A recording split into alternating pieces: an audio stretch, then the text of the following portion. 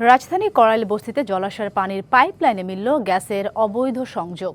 তিতাসের অভিযানে বেরিয়ে এসেছে এমন তথ্য। এ সময় তিতাসের ব্যবস্থাপনা পরিচালক শাহনিয়াজ পারভেজ অবৈধ সংযোগের বিরুদ্ধে কঠোর হুঁশিয়ারি দিয়ে বলেন, এর সাথে জড়িতদের চিহ্নিত করার কাজ চলছে। দায় পেলে তিতাসের কর্মকর্তা কর্মচারীদের বিরুদ্ধে ব্যবস্থা নেওয়া হবে।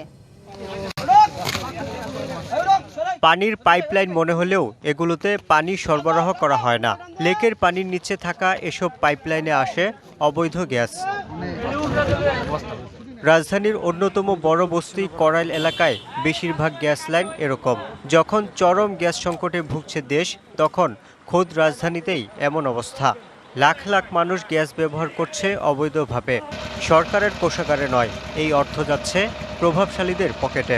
এটা পিছনে বড় মাফিয়া শক্তি, এবং বাংলাদেশের অন্যান্য সব মাফিয়া শক্তির মতোই আমরা দেখেছি যে তাদের পিছনে যদি শক্তিশালী ক্ষমতাবান যদি কেউ না থাকে, তারা কিন্তু এটা করতে পারে না। অভিযোগ আছে এই সিন্ডিকেটের সাথে জড়িত তিতাসের কর্মকর্তারাও। তবে সংস্থাটির ব্যবস্থাপনা পরিচালক জানান, জড়িতদের কাউকে আর ছাড় দেওয়া হবে না।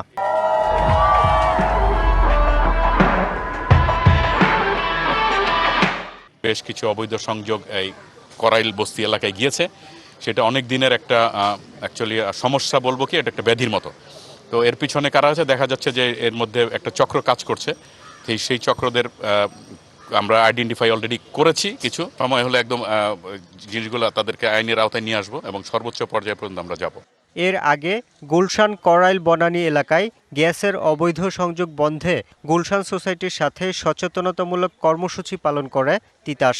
এ সময় স্থানীয়রা জানান, দীর্ঘদিন ধরে অবৈধ সংযোগের জন্য গ্যাস সংকটে ভুগছেন এই এলাকার বৈধ গ্রাহকরা। Yusuf Rana, DBC news, Dhaka.